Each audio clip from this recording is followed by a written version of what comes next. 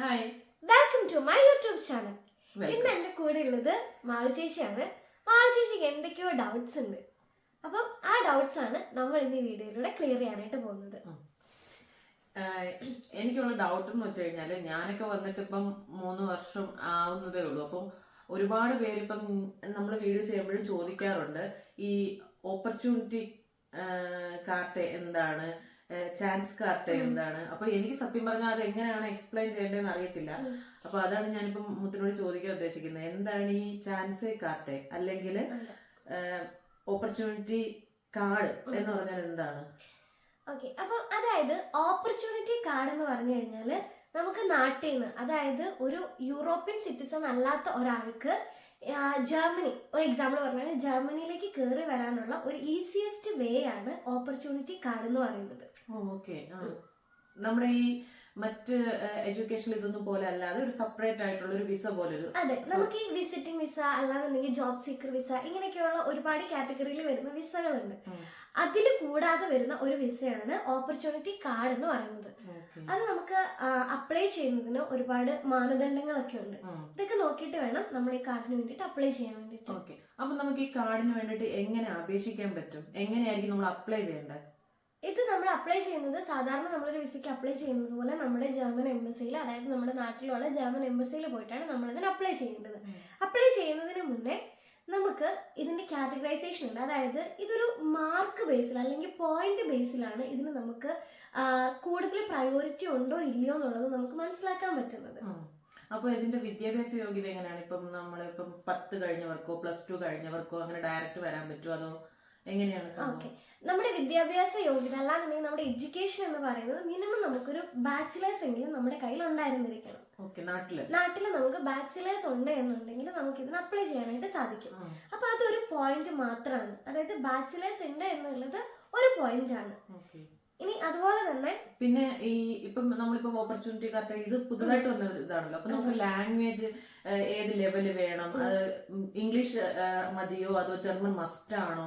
അതിനെ കുറിച്ചൊന്ന് അറിയാൻ പറയാമോ? ഞാൻ നേരത്തെ പറഞ്ഞു നമുക്ക് ബാച്ചിലേഴ്സ് ഉണ്ടെങ്കിൽ ഡിഗ്രി സർട്ടിഫിക്കറ്റ് ഉണ്ടെങ്കിൽ ഇതിന് അപ്ലൈ ചെയ്യാന്ന്.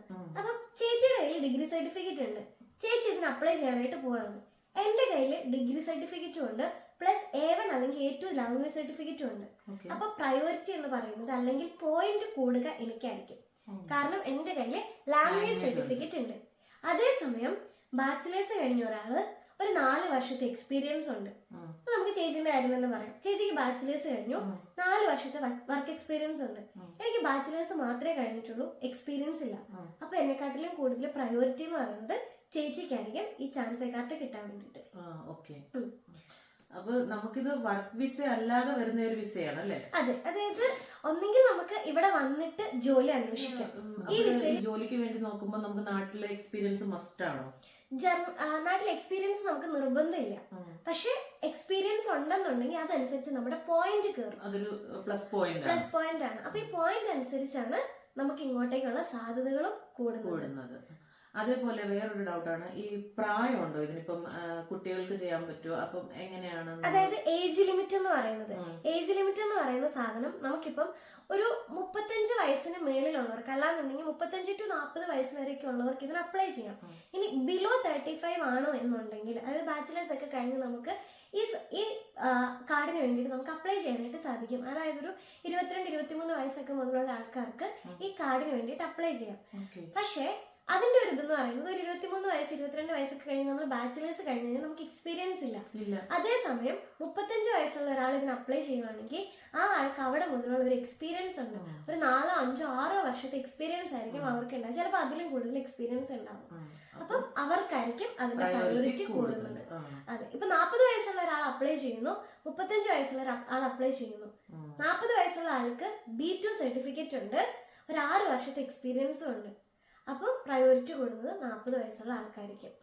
ഇതിൽ മെഡിക്കൽ ഫീൽഡുകാർക്ക് വരാനായിട്ട് പറ്റും. ഡോക്ടേഴ്സിനും നേഴ്സുമാർക്കും, പിന്നെ അതുപോലെ തന്നെ നമ്മുടെ നാട്ടിലെ സ്കിൽഡ് ലേബേഴ്സിന്, അതായത് പ്ലംബേഴ്സ്, മറ്റേ പ്ലംബേഴ്സ്, പിന്നെ ഇടയ്ക്ക് നമ്മുടെ മറ്റു നാട്ടിലുള്ള നമ്മുടെ നാട്ടിലെ വെൽഡേഴ്സ് അങ്ങനെയൊക്കെയുള്ള ഒരുപാട് ആൾക്കാർക്ക് ഇതിന് വേണ്ടിയിട്ട് അപ്ലൈ ചെയ്യാനായിട്ട് സാധിക്കുന്നതാണ്.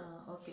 അപ്പോൾ ഞാനിത് പറയാൻ കാരണം എന്ന് വെച്ച് കഴിഞ്ഞാൽ ഈ മെഡിക്കൽ ഫീൽഡുകാർക്ക് ഇപ്പൊ ജർമ്മനിയിലോട്ട് നമ്മളൊരു വിസ എടുത്ത് നമ്മളിപ്പം വർക്ക് വിസയ്ക്ക് വരുവാണെന്നുണ്ടെങ്കിൽ ഏജ് ലിമിറ്റ് ചില ഹോസ്പിറ്റലുകൾ അല്ലെങ്കിൽ ചില ഓൾഡ് ഏജ് ഹോമിലൊക്കെ നേഴ്സുമാർക്ക് വെച്ചിട്ടുണ്ട്, അതായത് 40 എന്നൊക്കെ. അപ്പൊ 40 എബോ ഉള്ളവർക്കും ഈ ഒരു കാർഡിലൂടെ നമുക്ക് ജർമ്മനിയിലേക്ക് വരാൻ പറ്റും എന്നുള്ളത് ഒരു വളരെ പ്ലസ് പോയിന്റ് ആയിട്ടുള്ള കാര്യമാണ്. ഉറപ്പായിട്ടും. പിന്നെ അതുപോലെ തന്നെ ഇതിന്റെ ഒരു മെയിൻ ആയിട്ടുള്ള കാര്യം എന്ന് പറയുന്നത്, അത് എല്ലാവർക്കും അറിയാമെന്ന് നമുക്കറിയില്ല, ബ്ലോക്ക്ഡ് അക്കൗണ്ട് കാണിക്കണം. അതായത് ഒരു ജർമ്മനിൽ നമ്മൾ പറയുകയാണെന്നുണ്ടെങ്കിൽ 13,092 യൂറോ. 13,092 യൂറോ എന്ന് പറയുമ്പോൾ നാട്ടിലെ ഒരു 13 ലക്ഷം അടുപ്പിച്ച് ബ്ലോക്ക്ഡ് അക്കൗണ്ട് കാണിക്കണം. അപ്പൊ നമ്മൾ ഈ ബ്ലോക്ക്ഡ് അക്കൗണ്ട് കാണിച്ച് വരുമ്പോഴത്തേക്ക് ഇവിടെ വന്നു കഴിയുമ്പോൾ നമുക്ക് റിലീസ് ചെയ്യാൻ പറ്റും. അതിന് മുന്നേ നമുക്കൊരു ജോലി കണ്ടുപിടിക്കാൻ നമുക്ക് സാധിക്കണം. മാക്സിമം 1 വർഷമാണ് നമുക്കുള്ള ഒരു ടൈം എന്ന് പറയുന്നത്. ഈ 1 വർഷത്തിനുള്ളിൽ നമ്മളൊരു ജോലി കണ്ടുപിടിച്ചതിന് ശേഷം മാത്രമാണ് നമുക്ക് ഈ ബ്ലോക്ക്ഡ് അക്കൗണ്ടും കാര്യങ്ങളൊക്കെ പിൻവലിക്കാനായിട്ട് പറ്റുന്നത്. പക്ഷെ അതിനുള്ളിൽ ഇതിന്റെ ഒരു റിസ്ക് എന്ന് പറയുന്നത്, ഈ 13 ലക്ഷം രൂപ നമ്മൾ കാണിക്കണം. അതുപോലെ തന്നെ നമ്മൾ ഇവിടെ വന്നു കഴിഞ്ഞാൽ ഹെൽത്ത് ഇൻഷുറൻസും കാര്യങ്ങളൊക്കെ നമ്മൾ സ്വന്തമായിട്ട് പേ ചെയ്യണം. അതുപോലെ തന്നെ നമ്മുടെ വീടിന്റെ റെന്റ്, അപ്പാർട്ട്മെന്റ് കണ്ടുപിടിക്കുന്നത്, വീടിന് റെന്റ് കൊടുക്കുന്നത്, ഇങ്ങനത്തെ കാര്യങ്ങളൊക്കെ നമ്മൾ സ്വന്തമായിട്ട് വേണം മീറ്റ് ചെയ്യാൻ വേണ്ടിയിട്ട്. അപ്പൊ അങ്ങനൊരു ഇതുണ്ട്. അതായത് ഇത് സംഭവം സത്യം പറഞ്ഞാൽ ഏജ്ഡ് ആയിട്ടുള്ളവർക്കൊക്കെ ഇവിടെ വരാനുള്ള ഒരു നല്ലൊരു ഓപ്പർച്യൂണിറ്റിയാണ്. പക്ഷെ ഇപ്പം മുത്തു പറഞ്ഞാല് എനിക്ക് മനസ്സിലായ ഒരു കാര്യം എന്ന് വെച്ച് കഴിഞ്ഞാല് നമ്മൾ ഇത്തിരി കാശ് കാണിക്കേണ്ടി വരും. അങ്ങനെ ഒരു ബുദ്ധിമുട്ടുണ്ട്. നമുക്ക് അത് പക്ഷെ റിലീസ് ചെയ്യാൻ പറ്റും. ഇപ്പം 1 വർഷം കഴിഞ്ഞിട്ട് റിലീസ് ചെയ്യാൻ പറ്റും. അപ്പൊ എനിക്ക് കേട്ടിട്ടത് ഈ ഏജ് വരാൻ സാധ്യത പറ്റാതെ ചാൻസ് കിട്ടാതിരിക്കുന്നവർക്ക് ഒരു ഓപ്പർച്യൂണിറ്റി ആണത്. അതെ, ഉറപ്പായിട്ടും. ഞാൻ നേരത്തെ പറഞ്ഞ മറ്റു 35 വയസ്സല്ലാന്നുണ്ടെങ്കിൽ എബവ് 35 to 39 ഇയേഴ്സ് എന്നൊക്കെ ഉള്ളവർക്ക് അതിന് പോയിന്റ് ബേസ് ഉണ്ട്. അണ്ടർ 35 ആണെന്നുണ്ടെങ്കിൽ അതിന് 2 പോയിന്റ് ആണ്. എബവ് 35 to 39 അല്ലെങ്കിൽ 40 ആണെന്നുണ്ടെങ്കിൽ അതിന് 1 പോയിന്റ് ആണ്. പക്ഷെ ഇതിനനുസരിച്ച് അവരുടെ എക്സ്പീരിയൻസും ലാംഗ്വേജ് ലെവലും കൂടുന്നതനുസരിച്ച് പിന്നെ പ്ലസ് പോയിന്റുകൾ കൂടിക്കൊണ്ടിരിക്കും. അങ്ങനെ പോയിന്റ് ബേസിലാണ് ഈ ചാൻസ് കാർഡ് എന്ന് പറയുന്നത് നമുക്ക്, അല്ലെങ്കിൽ ഓപ്പർച്യൂണിറ്റി കാർഡ് എന്ന് പറയുന്ന സാധനം നമുക്ക് കിട്ടാനുള്ള ചാൻസസ് കൂടുന്നത്. അപ്പൊ മുത്തേ നീ പറഞ്ഞു ഇപ്പം ബ്ലോക്ക്ഡ് അക്കൗണ്ട് കാണിക്കണമെന്ന്. അപ്പൊ ബ്ലോക്ക്ഡ് അക്കൗണ്ട് മാത്രം നമ്മൾ കാണിച്ചാൽ മതിയോ, അതിൽ വേറെ എന്തെങ്കിലും കാര്യങ്ങൾ നമ്മൾ ഫുൾഫിൽ ചെയ്യേണ്ടതുണ്ടോ? ഓക്കെ, അതായത് നമ്മൾ എന്തൊക്കെ ഡോക്യുമെന്റ്സ് ആണ് സബ്മിറ്റ് ചെയ്യേണ്ടത് അല്ലേ? ഒന്ന്, നമുക്ക് ബ്ലോക്ക്ഡ് അക്കൗണ്ടിന്റെ പ്രൂഫ് വേണം. അതുപോലെ തന്നെ നമ്മുടെ ബാച്ചിലേഴ്സ് അല്ലെങ്കിൽ മാസ്റ്റേഴ്സ് നമ്മൾ എന്താണ് പഠിച്ചിരിക്കുന്നത് അതിന്റെ നമ്മുടെ സ്കൂൾ അല്ലെങ്കിൽ ഡിഗ്രി സർട്ടിഫിക്കറ്റുകൾ വേണം. അതുപോലെ തന്നെ ലാംഗ്വേജ് സർട്ടിഫിക്കറ്റ് ഉണ്ടെന്നുണ്ടെങ്കിൽ നമുക്ക് ലാംഗ്വേജ് സർട്ടിഫിക്കറ്റും വേണം. ഈ 3 ഡോക്യുമെന്റ്സ് ആണ് നമുക്ക് മസ്റ്റ് ആയിട്ടും ഇതിന് അപ്ലൈ ചെയ്യാൻ വേണ്ടത്. അപ്പൊ ഇതെങ്ങനെയാണ് നമുക്ക് അപേക്ഷിക്കാൻ പറ്റുന്നത്? ഇപ്പം വിസയ്ക്കായിട്ട് നമ്മൾ അപ്ലൈ ചെയ്യുന്നത് എങ്ങനെ? നാട്ടിലാണെന്നുണ്ടെങ്കിൽ നമ്മുടെ നാട്ടിലെ ജർമ്മൻ എംബസി ത്രൂ നമുക്ക് ഇതിന് അപ്ലൈ ചെയ്യാം. ഇനി ജർമ്മനിയിലുള്ളവർക്കും ഈ ഓപ്പർച്യൂണിറ്റി കാർഡിന് വേണ്ടിയിട്ട് അപ്ലൈ ചെയ്യാൻ പറ്റും. അങ്ങനെയുള്ളവര് ജർമ്മനിയിലെ നമ്മുടെ ഔസ്ലൈൻഡർ ആംറ്റ് വഴി, ഫോറിൻ ഓഫീസ് വഴിയാണ് ഇതിന് അപ്ലൈ ചെയ്യേണ്ടത്. ഇപ്പം പുറം രാജ്യത്ത് നിൽക്കുന്ന ആൾക്കാരാണെങ്കിലും അവർക്ക് ജർമ്മൻ എംബസി വഴി അപ്ലൈ ചെയ്യാനായിട്ട് സാധിക്കും. അതെന്തായാലും നല്ലൊരു കാര്യമാണ്. പിന്നെ അതുപോലെ ഇപ്പൊ ജർമ്മനി ആയിട്ട് എന്തെങ്കിലും ബന്ധം വേണോ, അങ്ങനെ എന്തെങ്കിലും ഉണ്ടോ? ഇപ്പൊ നമ്മളിപ്പം ചിലരൊക്കെ കാണുമല്ലോ, ഇവിടെ വന്നിട്ട് ജോബ് സീക്കേഴ്സ് വിസയിലൊക്കെ വന്ന് ജോബൊക്കെ ട്രൈ ചെയ്ത് കിട്ടാതെ തിരിച്ചു പോവുക, ഇവിടെ വന്നിട്ട് പഠിച്ചിട്ട് തിരിച്ചു പോവുക. അപ്പൊ അങ്ങനെയുള്ളവർക്കൊക്കെ ഇത് കിട്ടാനുള്ള ചാൻസ് ഉണ്ടോ? അതായത് വൺസ് നമ്മളിവിടെ ജർമ്മനിയിൽ ഒരു മിനിമം 6 മാസമെങ്കിലും സ്റ്റേ ചെയ്തിട്ടുള്ളവരാണെന്നുണ്ടെങ്കിൽ അവർക്ക് പോയിന്റ്സ് കൂടുതലായിരിക്കും. ഇതിന് അപ്ലൈ ചെയ്യുമ്പോൾ കിട്ടാനുള്ള സാധ്യത അവർക്ക് കൂടുതലായിരിക്കും. അത് എന്തായാലും അപ്പോ ഈ ഒരു വീഡിയോ കാണുന്നവർക്ക് ഇപ്പൊ ഏകദേശം ഒരു ഐഡിയ കിട്ടിക്കാണുമല്ലോ, ഇത് എങ്ങനെയാണ് അപ്ലൈ ചെയ്യേണ്ടത്, ഏതൊക്കെ രീതിയാണ് ഇതിന്റെ ക്രൈറ്റീരിയ എന്നൊക്കെ. അപ്പോ ഓപ്പർച്യൂണിറ്റി കാർഡിന്റെ അഡ്വാൻറ്റേജസ് എന്തൊക്കെയാണ്? എന്തായാലും ഒരു കാര്യത്തിന് അഡ്വാൻറ്റേജും ഡിസഡ്വാൻറ്റേജും കാണും. അപ്പം അഡ്വാൻറ്റേജസ് എന്ന് പറയുന്നത്, നമുക്കൊരു ജോലി ഇവിടെ കിട്ടണമെന്ന് നിർബന്ധമില്ല. ജോലി കിട്ടുന്നതിന് മുന്നേ നമുക്ക് ഈ കാർഡിന് വേണ്ടിയിട്ട് നമുക്ക് അപ്ലൈ ചെയ്യാനായിട്ട് പറ്റും. നമ്മൾ ആദ്യം പറഞ്ഞ ക്രൈറ്റീരിയാസ് എല്ലാം നമുക്ക് ഉണ്ട് എന്നുണ്ടെങ്കിൽ നമുക്ക് ഇതിന് വേണ്ടിയിട്ട് അപ്ലൈ ചെയ്യാനായിട്ട് പറ്റും. വൺസ് നമ്മൾ ഇവിടെ എത്തിക്കഴിഞ്ഞാൽ നമുക്ക് ഡയറക്റ്റ് കാർഡിന് വേണ്ടി അപ്ലൈ ചെയ്യാം. ജോലി കിട്ടുന്നത് വരെ നമ്മൾ വെയിറ്റ് ചെയ്യണം. അതുപോലെ തന്നെ നാട്ടിലുള്ളവർക്കും ഡയറക്റ്റ് ഈ കാർഡിന് വേണ്ടിയിട്ട് അപ്ലൈ ചെയ്യാം. അവർക്ക് ഇവിടെ ഒരു എംപ്ലോയർ വേണമെന്നോ അല്ലെങ്കിൽ അവർക്ക് ഇവിടുന്ന് ഒരു വിസ കിട്ടണമെന്നോ ഒന്നും നിർബന്ധമില്ല. നമുക്ക് ഡയറക്റ്റ് നമ്മുടെ എംബസി ത്രൂ ഈ കാർഡിന് വേണ്ടിയിട്ട് നമുക്ക് അപ്ലൈ ചെയ്യാനായിട്ട് സാധിക്കും. അതുപോലെ തന്നെ നമ്മളിവിടെ എത്തിക്കഴിഞ്ഞാൽ വീക്കിലി നമുക്ക് 20 അവേഴ്സ്, അതായത് 20 മണിക്കൂർ നമുക്ക് പാർട്ട് ടൈം ജോലി ചെയ്യാനായിട്ട് പറ്റും. അതായത് ഒരു ജോലി കണ്ടുപിടിക്കുന്നതിന് മുന്നേ നമുക്ക് പാർട്ട് ടൈം ജോലികളും കാര്യങ്ങളും ഒക്കെ ചെയ്യാനായിട്ട് പറ്റും. അതൊരു അഡ്വാൻറ്റേജ് ആണ്. പിന്നെ പിന്നെ ഇതിന്റെ പ്രോസസ്സിങ് അത് കുറച്ചുകൂടി ഈസി ആയിരിക്കും. ബാക്കിയുള്ള വിസകളെയൊക്കെ വെച്ച് നോക്കുമ്പോൾ നമുക്ക് കുറച്ചുകൂടി ഈസി ആയിട്ട് ഇതിന്റെ പ്രോസസ്സിങ് ചെയ്ത് കിട്ടുന്നതാണ്. ഓക്കെ. അപ്പൊ നമ്മൾ അഡ്വാൻറ്റേജസ് പറഞ്ഞു. ഇനിയിപ്പോൾ ഇതിന്റെ ഡിസഡ്വാൻറ്റേജസ് എന്തൊക്കെയാണ്? ഇപ്പം ഈ ഒരു കാർഡ് വഴി വരുമ്പോൾ ഇവിടെ ഉണ്ടായേക്കാവുന്ന ഭവിഷ്യത്തുകൾ എന്തൊക്കെയായിരിക്കും? അതിന്റെ ഏറ്റവും വലിയൊരു ഡിസഡ്വാൻറ്റേജ് എന്ന് പറയുന്നത് 13 ലക്ഷം രൂപ നമ്മൾ ബ്ലോക്ക്ഡ് അക്കൗണ്ട് കാണിക്കണം എന്നുള്ളതാണ്. അതൊരു വലിയ എമൗണ്ട് ആണ്. പക്ഷെ വൺസ് നമ്മളിവിടെ റീച്ച് ആയി കഴിഞ്ഞ് നമ്മള് സാലറി കിട്ടി തുടങ്ങുമ്പോൾ നമുക്ക് ഒരു 6-7 മാസം കൊണ്ടൊക്കെ ഒപ്പിക്കാവുന്നതേ ഉള്ളൂ. പക്ഷെ തുടക്കത്തിൽ ഈ 13 ലക്ഷം രൂപ ആക്കാന്നുള്ളത് കുറച്ച് ബുദ്ധിമുട്ടുള്ള കാര്യം. എല്ലാവർക്കും അത്ര ഈസി ആയിരിക്കണം എന്നില്ല. അതാണ് അതിന്റെ മെയിൻ ആയിട്ടുള്ള ഒരു ഡിസഡ്വാൻറ്റേജ് എന്ന് പറയുന്നത്. പിന്നെ അതുപോലെ തന്നെ 1 വർഷമാണ് നമുക്ക് ആകെ ഉള്ളൊരു സമയപരിധി ഒരു പുതിയ ജോലി കണ്ടുപിടിക്കാൻ വേണ്ടിയിട്ട്. അതായത് ഈ 1 വർഷത്തിനുള്ളിൽ നമ്മളൊരു ജോലി കണ്ടുപിടിച്ചിട്ടുണ്ടാവണം.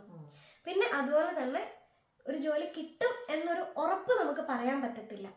അത് എങ്ങനെ നമ്മൾ ഹാർഡ് വർക്ക് ചെയ്ത് കണ്ടുപിടിക്കും എന്നുള്ളത് പോലെ ഇരിക്കും. ആ ഒരു ജോലി സ്ഥിരമായിട്ടുള്ള ഒരു എംപ്ലോയറിന്റെ ഇതിലായിരിക്കണം. അപ്പോ ഈ ഒരു വീഡിയോ നിങ്ങൾക്ക് എല്ലാവർക്കും ഹെൽപ്ഫുൾ ആയെന്ന് വിചാരിക്കുന്നു. എനിക്ക് കാര്യങ്ങൾ മനസ്സിലായി, അപ്പൊ നിങ്ങൾക്ക് മനസ്സിലായെന്ന് വിചാരിക്കുന്നു. അപ്പോൾ ഈ ഓപ്പർച്യൂണിറ്റി കാർഡ് എന്ന് പറയുന്നത് എനിക്ക് മനസ്സിലായത് ഈ ജർമ്മനിയിലേക്ക് വരാൻ ആഗ്രഹിക്കുന്ന, നാട്ടിൽ ജോലി ചെയ്യുന്നതോ അല്ലെങ്കിൽ ഇവിടേക്ക് വരാൻ ആഗ്രഹിക്കുന്നതോ ആയിട്ടുള്ള ആളുകൾക്ക് ഇവിടെ എത്തിച്ചേരാനുള്ള ഒരു പോസിബിൾ ആയിട്ടുള്ള ഒരു വിസയാണ്. അത് ഇപ്പൊ പുതുതായിട്ട് വന്ന ഒരു ഇതാണ്. ഒരുപാട് നാളൊന്നും ആയിട്ടില്ല നമുക്ക് ജർമ്മനിയിൽ ഇത് അറിയാൻ തുടങ്ങിയിട്ട്. ഇതിന്റെ വീഡിയോസ് ഒക്കെ ഒരുപാട് പേര് ചെയ്യുന്നുണ്ടായിരുന്നു. പക്ഷെ ഇപ്പം ഈ വീഡിയോയിലൂടെ നിങ്ങൾക്ക് ഇത് എത്രമാത്രം ക്ലിയർ ആയെന്ന് ഞങ്ങൾക്ക് അറിയില്ല. ഇനി നിങ്ങൾക്ക് എന്തെങ്കിലും ഡൗട്ട്സും കാര്യങ്ങളൊക്കെ ഉണ്ടെന്നുണ്ടെങ്കിൽ ഷുവർ ആയിട്ട് ഞങ്ങൾ DM ചെയ്യാവുന്നതാണ്. അപ്പൊ ഈ ഒരു ഇൻഫോർമേറ്റീവ് വീഡിയോ നിങ്ങൾക്ക് എല്ലാവർക്കും യൂസ്ഫുൾ ആകും എന്ന് ഞാൻ പ്രതീക്ഷിക്കുന്നു. അല്ലെ മുത്തേ? ഡൗട്ട്സ് ഒക്കെ ഒരു പരിധി വരെ ക്ലിയർ ആയിട്ടുണ്ടെന്നാണ് ഞങ്ങളുടെ വിശ്വാസം. അപ്പം ഇതിനെക്കുറിച്ച് അറിയാത്തവർക്ക് ഇപ്പോൾ ഒരു ഐഡിയ കിട്ടിക്കാണും. ഇതുപോലുള്ള ഇൻഫോർമേറ്റീവ് വീഡിയോസിനായിട്ട് നിങ്ങൾക്ക് ഞങ്ങളുടെ ചാനലും അതുപോലെ തന്നെ മുത്തിന്റെ ഹാപ്പി മെസ് എന്നാണ് മുത്തിന്റെ ചാനലിന്റെ പേര്, അതും ഫോളോ ചെയ്യാവുന്നതാണ്. മുത്തിന്റെ ഹാപ്പിനെസ് എല്ലാം നിങ്ങൾക്ക് അവിടെ കാണാവുന്നതാണ്. അപ്പോൾ ഇതുപോലുള്ള ഇൻഫോർമേറ്റീവ് ആയിട്ടുള്ള വീഡിയോസിനായിട്ട് ഇനി ഞങ്ങളെ ഫോളോ ചെയ്യുക, ഷെയർ ചെയ്യുക, സബ്സ്ക്രൈബ് ചെയ്യുക. അപ്പോൾ മുത്തേ